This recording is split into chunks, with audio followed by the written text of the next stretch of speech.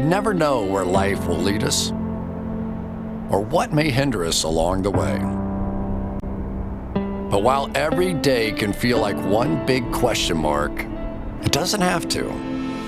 With the right insights, strategies, and solutions from Western and Southern Financial Group, together we can look ahead to leave the unknown behind. What's Pro Football Focus doing? Last week they had Brady. This week they got Brady. We're literally doing it differently from everybody else. As a matter of fact, moving forward from this point on, I will not make reference to PFF. Ready to get into it? Yeah. All right. We're going team by team. I would be very careful about slinging stuff. Am I going to get sued? We got legal on this? I like football season, all the things that go with it.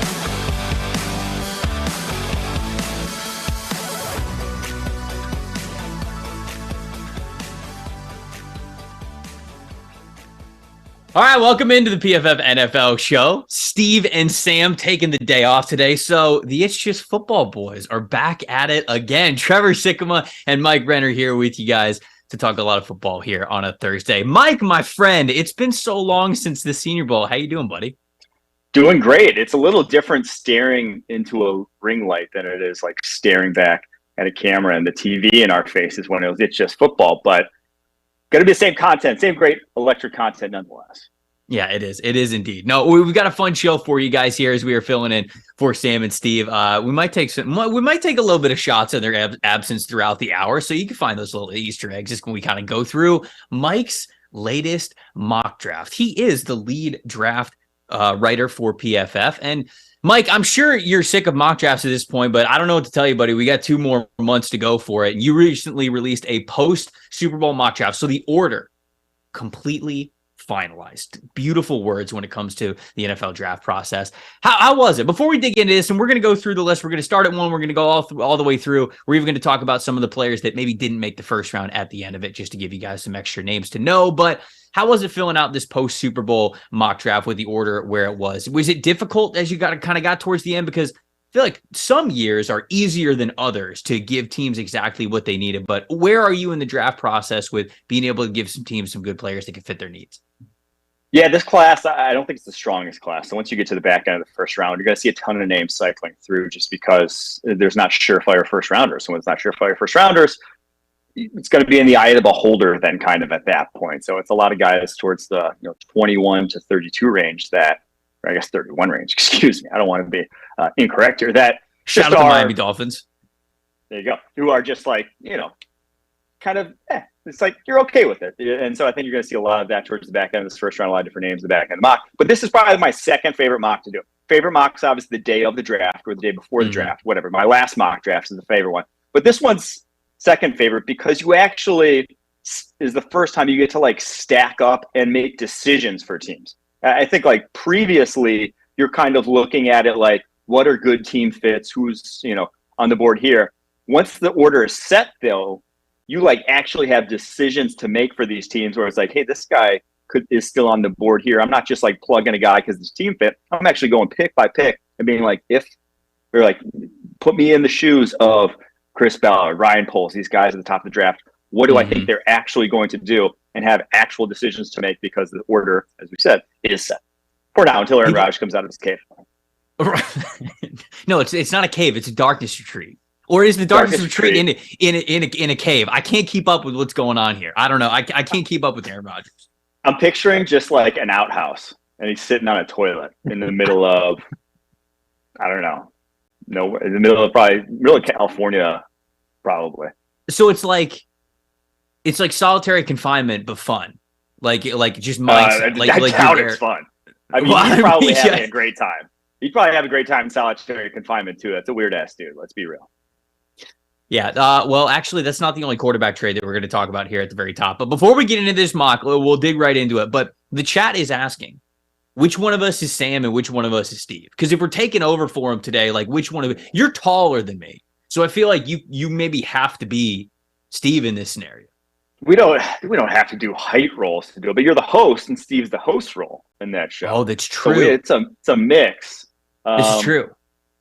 I don't quite have the hair, but I used to. Can I be... So did you, though. Oh man. Yeah, I know. I'm trying to think. Were there other? I got the obscure Florida Gators knowledge, so maybe I am Sam. Maybe I'm trying to think of like Steve.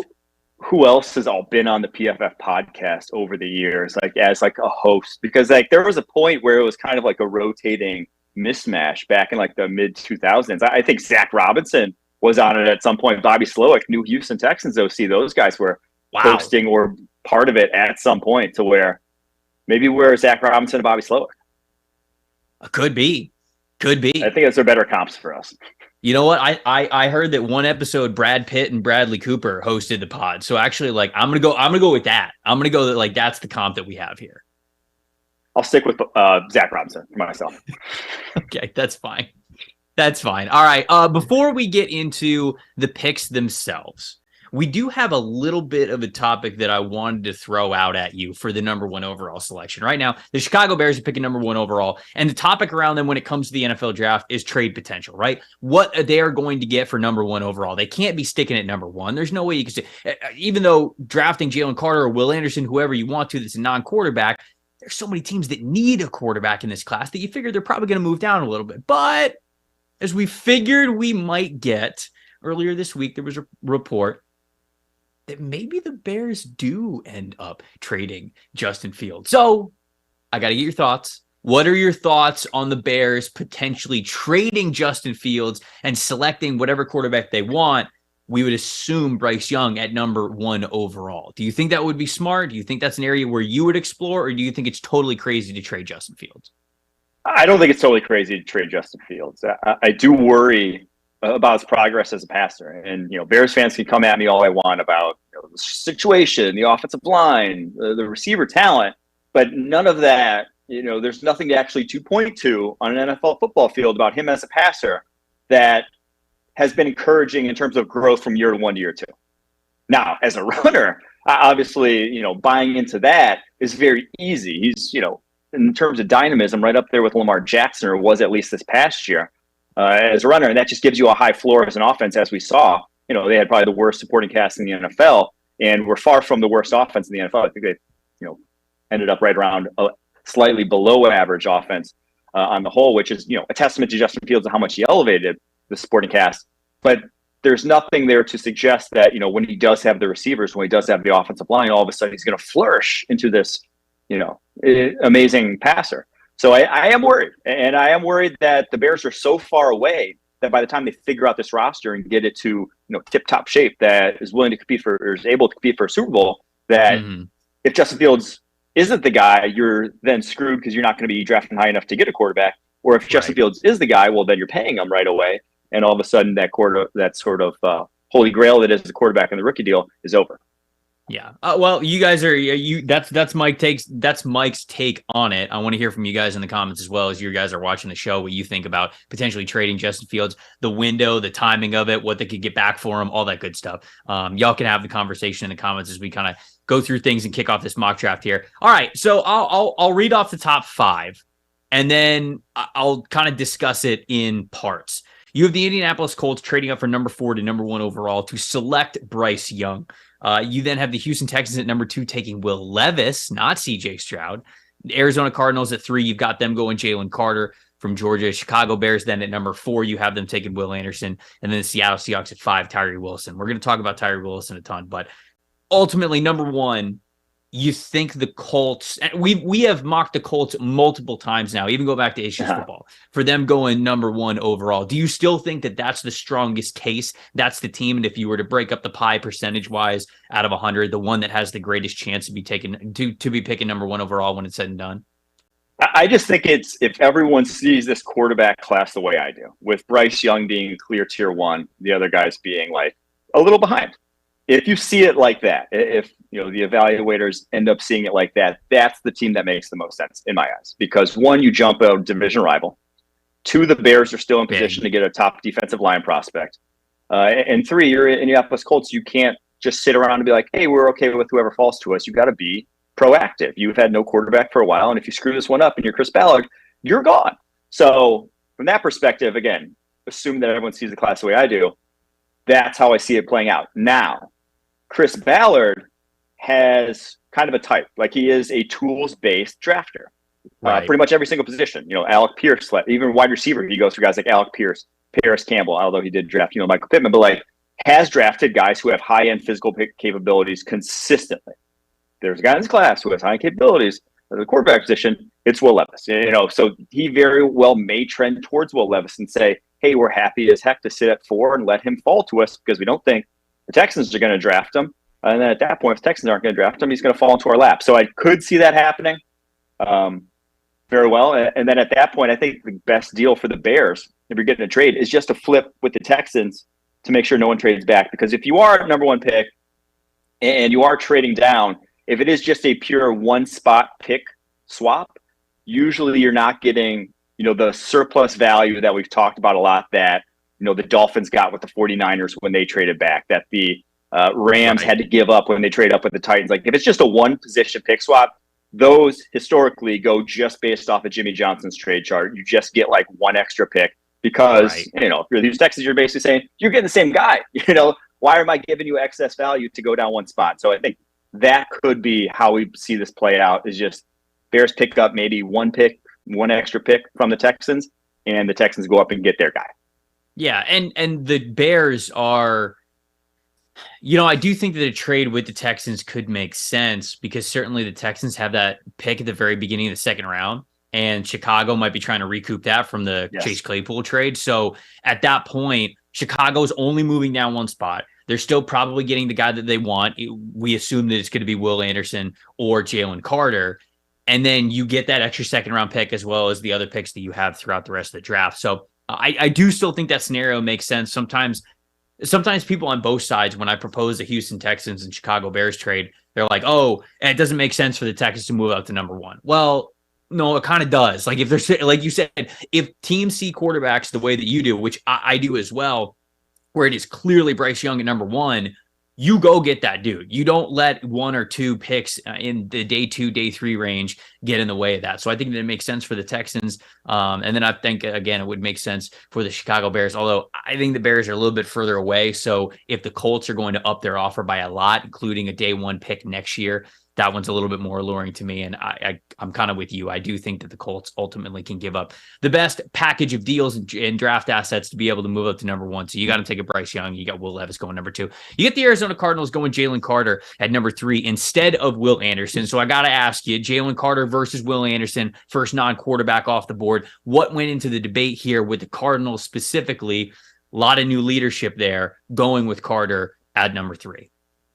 There's 2 things. One is that, truthfully, I think Carter's a better prospect. And I think a lot of people around the league will see it the same way. And 2, they drafted 2 guys on day 2 last year on the edge. They have 0 dudes on the interior. This is as bereft an interior defensive line as exists in the NFL right now. So if you are weighing where we have options and you're the Arizona Cardinals, got options on the edge that could develop. Najee Sanders, blanking on the other name that they drafted in the second round last year from San Diego State, who Cam Thomas. Still blanking on the name. Yes, Cam Thomas. Bang. Thank you. That's why. There you go. The alley. Why the duo keeps going. But you have options on the edge. You have no options on the interior. So that's what went into the decision. But I could see them going either way. Those guys are both, slam dunks. You're taking one, and you're happy as hell about it. Yeah. So at that point, there's not really a debate with the Chicago Bears 1 pick later at number 4, going to Will Anderson instead of Jalen Carter. It's 1-2 flip-flopping. By the way, I don't think I said this at the top, but you guys can read this as well. You don't have to just listen to the entire podcast. You can read along with it and see what Mike's selections were. If you go over to PFF.com and you click the NFL draft tab, you guys can see his latest post-Super Bowl mock draft, so you can go through this bad boy with us. I do want to get to number 5 because the Seahawks, to me, are such an interesting team at number 5, and it feels like a lot of people are honing in on any defensive lineman that they prefer at this spot, but it keeps coming back to, do people believe in Myles Murphy enough for him to be number 5 overall, or is it Tyree Wilson? You have them going with Tyree Wilson, but just what's your overall thoughts on Seattle's approach to number 5? Do you think it has to be defensive line? You think corner could be in the mix because it's a strong corner class?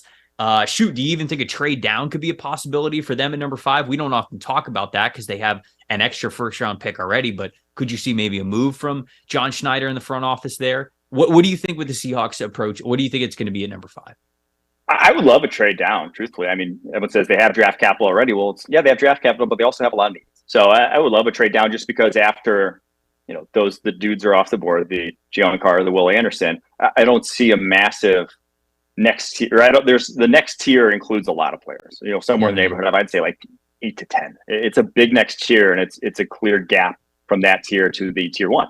So if you move down 5 to 6 spots, I don't think you're getting a vastly different player. I lean Tyree Wilson. I lean the defensive lineman, one, because as you alluded to, it is a strong corner class. And when it's a strong corner class, that means that you could still get one at 20. And they're obviously in a nice situation where we have those 2 first-round picks. Whereas the edge class, Tyree Wilson is a clear tier above anyone you're getting in this edge class at pick 20. And I don't think it's really close. And I think he's great for the Seattle in that he's versatile and he fits a need that is just massive. They've been begging for help along the defensive line seemingly for ever since Michael Bennett left, and ever since Cliff Averill left. Who have they had that's a difference maker there? Since those guys, there hasn't been one. So yeah, Tyree Wilson, I think, can be that guy. Obviously, I'd still put him in kind of a developmental project-ish territory, but if you're going to be a developmental project, being 6'6", 275 with 7-foot wingspan and some real explosiveness is a pretty good start, I'll say. Yeah, and that's the kind of player it feels like the Seahawks love, right? Those just bigger, supersized, unique athletes that you take a chance on, right? DK was that kind of a player. Tariq Woolen was that kind of a player. It just feels like their mold to take a chance on those guys that just present unique physical attributes, whether it is athleticism or just overall frame, like how big and how long they are. So I think that Tyree Wilson certainly makes sense for what the Seahawks are going for, but I was curious to hear what your thoughts were on the rest of the options. You touched on corner. We hit on corner a little bit there and how strong of a cornerback class this is. At number 6, you have the Detroit Lions going with Devon Witherspoon, the cornerback from Illinois. He feels like a lot of people CB1 at this point, but this pick specifically, I feel like Lions fans are getting locked into it to the point where 2 months from now, if Devon Witherspoon is not on the Lions, they're going to be disappointed. They're going to be sad about it. So overall, do you think that this mock draft selection can stand the test of time over the next 2 months and become a reality for him to be a Detroit Lion? Yeah, not just Lions fans. I will be upset. I will be crying on draft day. And I'm a Packers fan. And I want this to happen just purely for the fun to watchness of it. He is the feistiest corner in this draft. He's the most Dan Campbell-ish corner in this draft class. He gets after it every single play. He's the trash talker. He's in your face. And he's that press corner that you can line up and press and not have to worry about. And they obviously hope they have one of those guys on the other side in Jeffrey Okudah.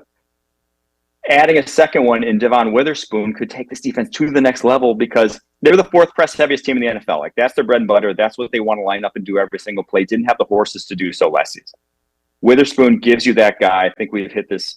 I've mentioned this stat 10 or so times already. I'll mention it 100 times before the draft hits. He allowed 1 yard in press coverage last year. Over 200 snaps in press coverage. He allowed 1 yard. He is nasty at the line of scrimmage. That's all I will say about that. It's going to happen. We are going to manifest this pick. Yeah, but have you said that stat on the PFF NFL show? Because I don't think I have. Then boom. It's new. There it is. There it is. People are hearing it for the first time. That's all you need to know. No, Devon Witherspoon, one of my favorite prospects in this class, no doubt about it. When I used to work on Locked On NFL Draft, cover the draft, myself and John Ledyard, we used to have the all chirp team every year where it was just guys that you could visibly see on tape that were getting in other players' faces and talking crap. Devon Witherspoon would be on that list. He would be a first team all chirp selection for this NFL draft. And you love to see that from the cornerback position. I'm going to move in 2 spots down. Vegas Raiders, they took Paris Johnson Jr. At number 7. So no quarterback selection there, but I think offensive line, obviously a pretty big need for them. So I understand that one. Falcons at 8, you also have them going offensive line. And I see a lot of defensive selections for the Falcons, whether it's corner, whether it's safety. I've seen Brian Branch, and so I'm classifying him maybe as a safety. I've seen defensive line, especially for the Atlanta Falcons, but you've got them going offensive trenches. Talk to me about how you got to this point with an offensive line selection and Peter Skoronski specifically going to the Falcons at 8. Yeah, it's, I'm projecting Skoronski even in this scenario to be a guard. But now maybe Caleb McGarry walks in free agency, but I doubt it. I think they're going to re-sign him. I just think he's too much of a scheme fit. for what they want to do. And that's why I have Skoronski going here, is because of the schematic fit of Arthur Smith's offense. It's like they are the most movement-heavy offensive line demanding. I don't even know what I'm trying to say. They're like, they get their offensive linemen on the move more than anyone else in the NFL. If you watch the Falcons at all, it's stretch zone, pitches to the outside, get these guys in space, pull our linemen. You need to be an athletic offensive lineman. Peter Skoronski is that. He can fit in at guard. And then when you are the run-heaviest team in the NFL, the way the Falcons were last year, when you want that to be your bread and butter, and obviously Arthur Smith coming from Tennessee to hear enough track record to know that he's going to. That's going to be what he wants to do. He is not going to, even with Kyle Pitts and Drake London, drop back his quarterback and rip it 40-plus times a game. They are going to run the football. And when you have that, well, shit, it behooves you to have an elite dominant offensive line. You can't just bank on having this average offensive line put up big numbers in the running game. No, you need to be dominant up front. Peter Skoronski brings you, if you slot him in at left guard, Lindstrom at right guard, you can establish dominance on the ground to a degree that, if you just waited till the third round and selected Jalen Mayfield the way they did a couple of years ago, that might not give you the dominance. That might not pay off the way Peter Skoronski can. So that's why I like the Skoronski fit.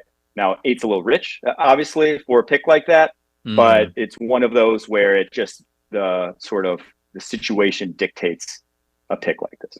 Yeah, the rule with the trenches is, if you've got a need at a premium position or you want to really upgrade at a premium position, you got to take one early. It's just not often that you can bet on these guys. And I'm not saying that we don't see third, fourth, fifth, sixth, wherever rounders hit when it comes to O-line, D-line, sometimes even quarterback, cornerback, whatever it is. But the numbers would back it up that if you want one of these guys to be an impact player, you got to take them early. So, hey, if that's an area where the Falcons would want to get even better, make a strength even stronger, if you will, I think taking them early would probably be how they want to attack it. We're going a little bit further down. You got the Carolina Panthers taking C.J. Stroud at 9. Philadelphia Eagles going Christian Gonzalez, second corner off the board from Oregon at number 10. 11. We're going to take a pit stop right here because you got the Tennessee Titans taking Lucas Van Ness, the defensive lineman from Iowa. My question to you is just, are you worried at all about the lack of starts from Lucas Van Ness? How he was an interior player over the last couple of years. Then they move him out to edge. He's kind of more like a specialized guy. Man, the flashes from him are crazy. Some of that speed to power work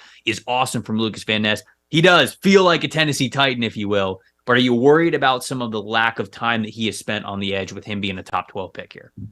Oh, yeah. I'm very worried about Lucas Van Ness and just like what he becomes at the next level. I guess not worried, but I guess of any prospect in this draft class, he is the single weirdest projection because, as you said, majority of snaps over the past 2 years are in the interior, but he's 275 pounds and like pretty high cut. Like he's not an interior player in the NFL, just flat out. That's not where he's going to line up, not 100% of the time and just be effective. He's not going to be playing nose the way he did Iowa. So you're going to have kind of a plan B. But the way the Titans kind of scheme up that defensive line, it's a lot of stunts, a lot of slants, a lot of kind of schemed rushes where he is probably the best guy in this entire draft class at schemed rushes like that, where it's just be a bulldozer. And he is. Truly, yes. That's all, because that's all he did at Iowa. His tape is hilarious because it's every single play is the exact same thing. It's him charging, getting as low as humanly possible, putting two hands out, and then trying to walk whoever's blocking him straight back into either the running back or the quarterback. It doesn't change whether it was run or pass. It's the same thing. So in that scheme, I just think he's too perfect of a fit. It's kind of like the Skoronski pick where it's just like, for what they do, he just makes a lot of sense. And they're going to cut Bud Dupree. Harold Landry's coming off an ACL. The need's going to be there. They're going to need a player like that on their defensive line to maintain their dominance. So I just think he makes a lot of sense, even if the offensive tackle need is about as glaring as it exists in the NFL. Right. No, but you've got in this mock, I understood it. You got Paris Johnson Jr. off the board. You got Peter Skoronski off the board. You could go out Broderick Jones, I guess, here if you wanted to. You've got him going 13 to the Jets. I think that's certainly an option at 11, but anytime you get a defensive lineman whose pro comparison is an actual bulldozer, then I think that Mike Vrabel's going to be interested. I think that we just got to be honest with ourselves there. So wanted to ask you about that one for sure. You got wide receiver 1 is Quentin Johnson coming off the board at 12. Then I mentioned you got the Jets going offensive tackle at 13. I think that's a solid one. Patriots, Brian Branch the versatile defensive back from Alabama, going 14. Your Packers end up getting Myles Murphy at 15, so he does end up being a top 15 pick. I do want to go a little bit further down. You got Brian Brzee going to the Washington Commanders at 16. Steelers going Joey Porter Jr. with the legacy pick at 17. Anthony Richardson to the Detroit Lions at number 18.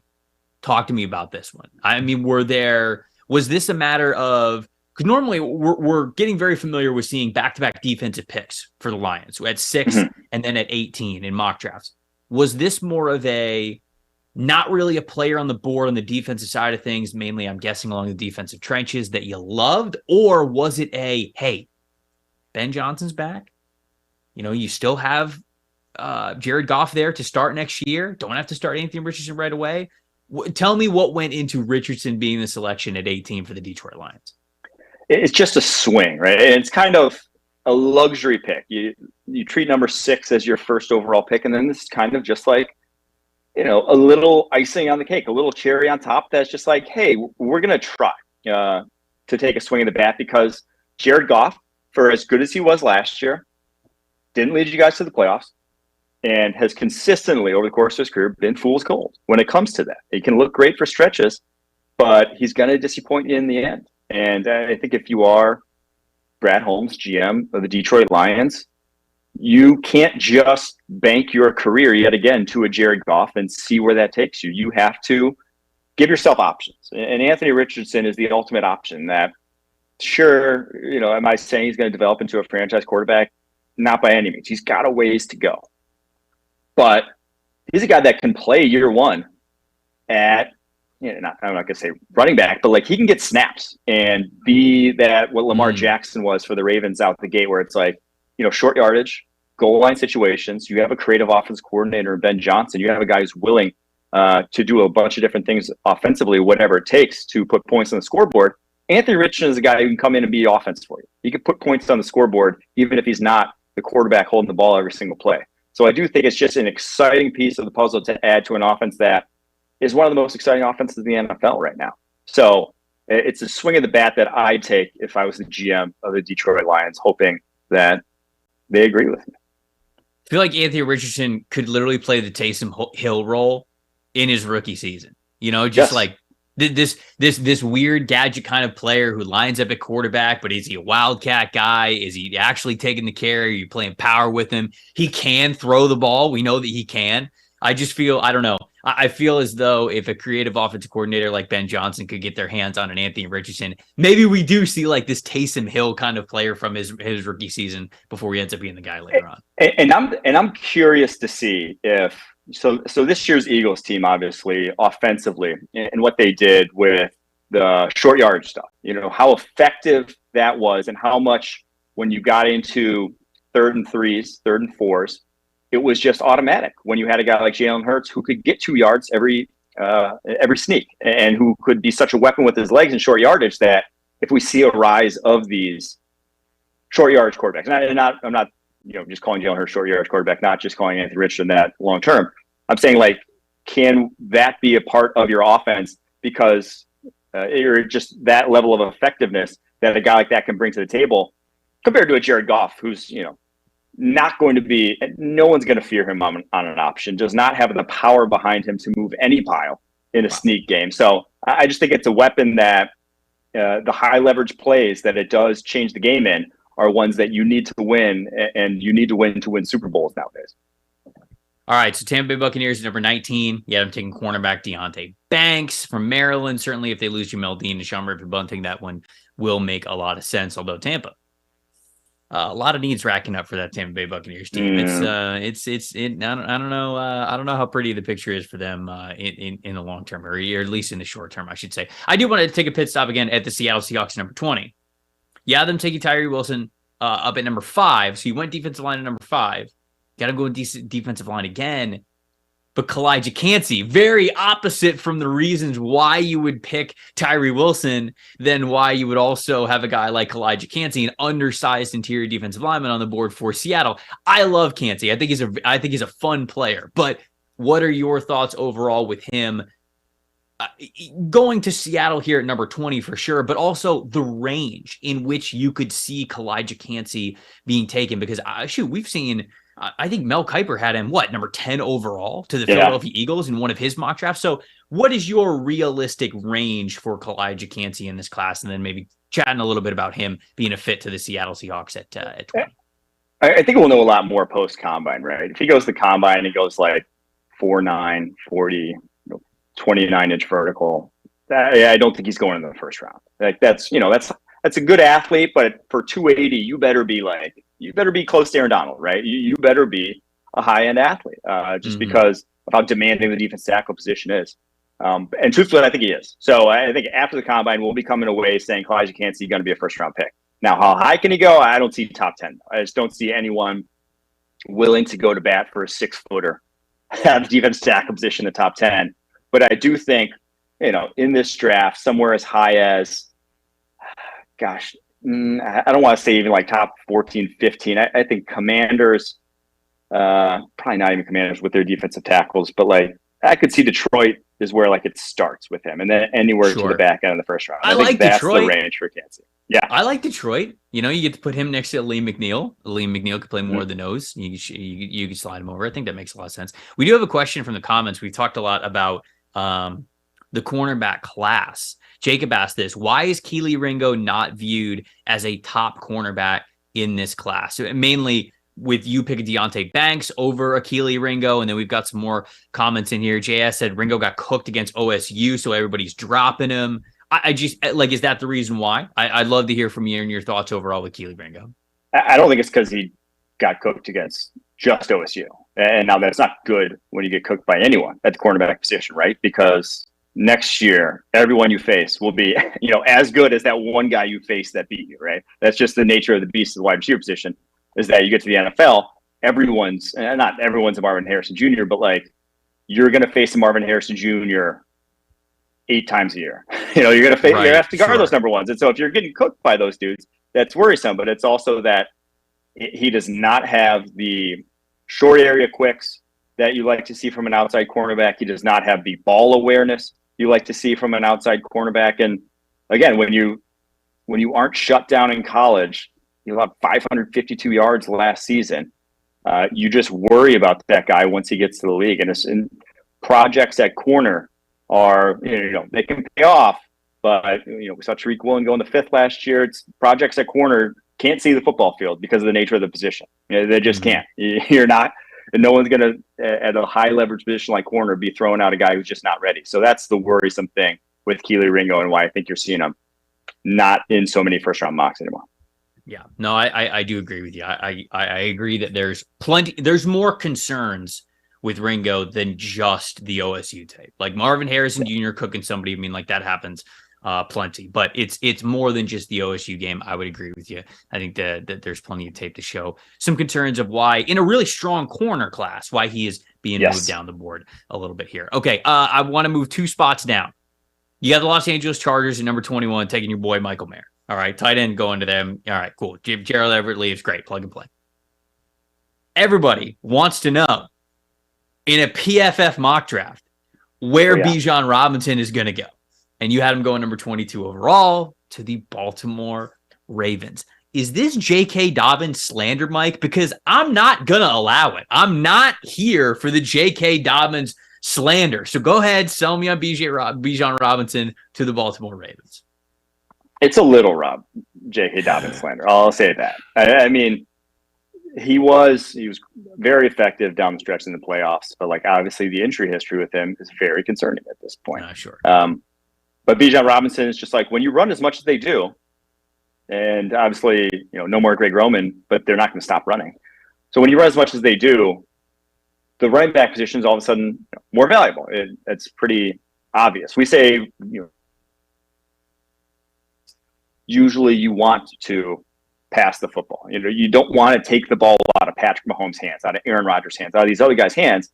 But with Lamar Jackson, like the biggest, what he does, what he brings to the table, what makes him so special, one of the biggest reasons why, he's an MVP, is that he brings the level of your running game up multiple notches, and they've done a lot better job in this past year of cobbling together, that's the top probably 10 offensive line by the end of the season there in Baltimore. So the pieces are in place to make this rushing game as effective as passing games throughout the league. And then when it's that level of dominance in the running game, that gives you so many more favorable looks in the passing game that a guy like Bijan Robinson can be worth it, in my opinion, with the pick number 22 overall. But that's, again, it's rich for running back.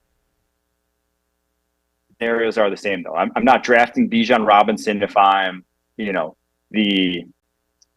someone like the Buffalo Bills just to fix my running game. That's not how that works. You've got to have the pieces in place, and then the value starts to kick in because then teams just have to account for it. So Bijan and Lamar in the same backfield is something that defenses just have to account for, and that's a scary thought. We got a little bit of a wide receiver run here after Baltimore's pick at number 22.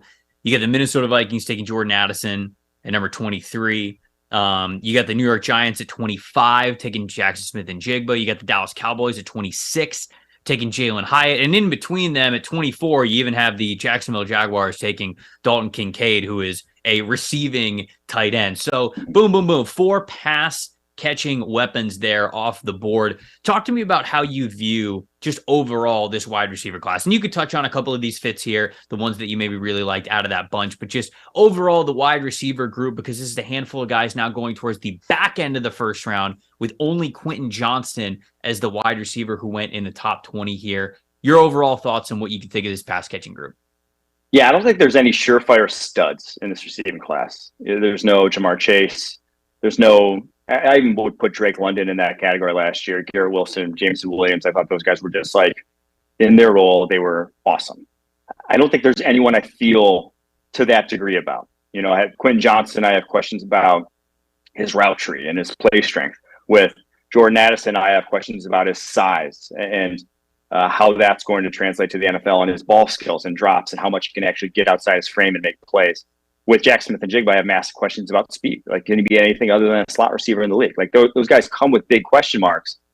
But again, the nature of the wide receiver position is that, like, you get put in positions to succeed in the NFL. You're not drafting Quentin Johnston to run a full route tree from the slot. You're an idiot if you are. You're drafting him to run go balls on the outside. And when you can do that, when you put him in that scenario, I think he's going to be very good. You're not drafting Jackson Smith and Jigba to then run Quentin Johnston's role. You're drafting them to play the slot in the slot heavy role that's going to be featured in your offense. And I think with Jordan Addison, you've seen enough from him that you're drafting him to be a route runner. You're drafting him to do, blaze outs and things that guys like Quentin Johnston necessarily can't do, that you're putting him in that role, kind of like how the Jets put Garrett Wilson in that role this past season. So I think they're all sort of role specific players, but I think all 3 of those guys are very much going to excel when put into that role. So I do think because of that role specificity, you see them maybe fall a little compared to last year's class, but they're all going in the first round still. I'd be floored if any of those 3, and I'd even throw Zay Flowers in that mix too, any of them fall out of the first round. Yeah, did you get Zay in here? Oh yeah, you did get Zay in here. Okay, you have him at 29 going to the New Orleans Saints, which is a new mock draft team for us. Over the last couple of months, we didn't even think that we were going to talk about the New Orleans Saints in the first round, and of course the trade with Sean Payton, they get Denver selection number 29. So you've got them taking Zay there. Oh man, Zay Flowers, Chris Olave. I know, right? That one is one of my favorite picks. That one's just I like that, man. Derek Carr throwing to him. But those two separators, like that's a separating receiving duo that I don't think even Derek Carr could screw up. Come on, the more interesting discussion to me, Derek Carr slander has gone too far. We've gone too far. We as a society have gone too far in that direction against Derek Carr. Probably a little. But the more interesting discussion to me is actually tight end position in this year's class, because there's 3 just like uniquely different tight ends at the top. I don't consider Darnell Washington one of the top 3 just because I don't think you're ever going to get like a top tier receiving threat out of him. It's too big, too clunky in his routes that he's going to have to be a specific role. Whereas Mayer, Kincaid, and Musgrave are all, I could see them all turning into 1,000-yard guys, right? In some sort of capability. Mayer is your, underneath sort of reliable route runner that's going to, chain mover, safety net, whatever you want to call that. Kincaid's just like, he moves like a wide receiver. He's just like a big wide receiver, but can he block? is our team's going to treat him as just a wide receiver. And then with Musgrave, it's like that guy is an athlete, the likes of which you rarely see at the tight end position. His straight line speed is insane for a guy 6'6", 250 plus. But can you run routes? We don't know. So I think this tight end class is a lot more interesting because those are three guys that type of prospects that I don't think come around every single year at the tight end position. So curious to see where they end up come draft time. And I snuck them all three here into this mock. Yeah, you've got Musgrave. I mean, a little spoiler here because Musgrave's the last pick at number 31 to the Kansas City Chiefs. You know what? I always feel myself getting mad at every single Kansas City Chiefs draft pick, as if the Chiefs shouldn't be allowed to have first round picks. And I'm not even more to this. Right. And I'm not even like a Chiefs hater at all whatsoever. Yeah. It's just every single first round mock draft with the Chiefs. I'm just like, of course the Chiefs get to draft in the first round again. Like, yeah, like why? And I don't know. I always feel myself. I mean, adding Luke Musgrave, obviously we're skipping ahead, but like adding him, who is faster than, Juju Smith-Schuster to that offense in terms of the vertical threat. It's like you put him and Kelsey on the field at the same time. Those are two wide receivers, and you have an offensive line that's one of the best in the run game in the NFL. If they can re-sign Orlando Brown, where it's like, my God, what do you even do? What do you even do against that offense if Musgrave actually turns into a player? You lose, Mike. That's what you do. That's what the rest of the NFL learned already this year. That's what they're going to learn continually over the next half decade with Patrick Mahomes. The answer to the question is you lose. Cincinnati Bengals, they're a team that's hoping they could slow down the Kansas City Chiefs. Every single year that they're out there, at least that they have Joe Burrow. You have them taking Keon White, the defensive lineman from Georgia Tech. We got to watch Keon White a little bit when we were at the Senior Bowl. I know that you watched plenty of tape on him. Feels like a bull in a china shop at times, but what's your just overall thought with Keon White and his profile being that of somebody worthy of a back end of the first round selection? Yeah, so he's 6'5", 286, but he plays off the edge, and he can play on the interior too, because he is just like this unbelievable athlete. He had like the fastest GPS time at the Senior Bowl of a defensive lineman by like 3 miles an hour or something, and he's 286. So the guy can really move at that size. Started his career at tight end, switched to D-line, I believe 4 years ago when he was at Old Dominion, transferred to Georgia Tech, got hurt, missed 2 years. Back now, it's like he's a project, sure, but the Bengals love versatility. I think their calling card under Lou Anarumo has been to add as many guys who can do as many things as possible, whether it's their linebacking core, whether it's their cornerbacks, safeties, as Dax Hill last year, Cam Taylor-Britt. The draft picks were two versatile guys. And then along the defensive line, I think they've coveted that as well and will continue to covet that. And he's a guy who can go from edge to 3-tech, and you don't miss a beat with him. So I think that's a guy that they haven't drafted a defensive lineman in the first or second round since 2013, I believe. But he's a guy that I think could break that streak for them. Okay. I mean, I don't hate that logic, right? I mean, like I look at the Cincinnati Bengals and I'd love for him to pick up offensive tackle. But if it doesn't fit, it doesn't fit. Which is, I guess that kind of brings me into a question about who didn't make this mock draft, right? I guess to touch on the picks that I didn't name specifically, you got the Buffalo Bills at 27, taking Osiris Torrance from Florida, the interior offensive lineman there. We just touched on the Bengals getting Keon White at 28. Zay Flowers going to the New Orleans Saints at 29. Eagles for their second first-round selection, you have them taking Nolan Smith, the edge rusher from Georgia. And then for that last pick, unfairly, the Kansas City Chiefs taking tight end Luke Musgrave. We got no Darnell Wright in this mock draft. No Anton Harrison. I don't know if people are thinking that DeJuan Jones might be a borderline first-round pick, but obviously, like, he's not on the board there. Was offensive line in consideration at all for the Cincinnati Bengals at 28, or do you just not think that any of those guys are really first-round caliber players? I do think DeJuan Jones would be the one guy I'd be interested in, with how they kind of flipped the script on their run game last year. Like, DeJuan Jones on the right side would be interesting. Like, they ran a ton of power, ton of counter, ton of gap scheme stuff down the stretch, and he's like gap scheme king. Like, that guy can down block for days, and I'm just very excited to see how he looks at the NFL level. But I still think they are more early day two kind of prospects. And truthfully, it's like any offensive lineman coming in, as I think they've seen, with their draft picks of late, is not going to be good at that point in the draft. He's not going to be an upgrade. He's not going to expect a guy at that point in the draft to hit the ground running and be able to block NFL players at tackle position is very, very low. So I think where they end up going is free agency to bolster this offensive line if they do so. Is there a player along similar lines, and not just offensive line? We can open it up to everything, but is there a player that you really thought about getting into the back end of the first round, like a name that you really love? I noticed, Will McDonald's not in here, BJ Ojulari, Tank Dell, if you think he's worth it, a Mazzie Smith, a Tyreek Stevenson, a Josh Downs, a Steve Avila. Like, I'm just going down the big board right here. Are there specific one or two or three guys that you really thought about maybe getting into the back end of the first round? Yeah, the first name that came to mind is Will McDonald. I was looking for a spot for him when it came to Will McDonald versus Nolan Smith for the Eagles. Lean Nolan Smith, but obviously I think that one's a little bit of a toss-up. Also, one name you didn't say that I was thinking about sneaking in there was Steve Avila, the TCU guard.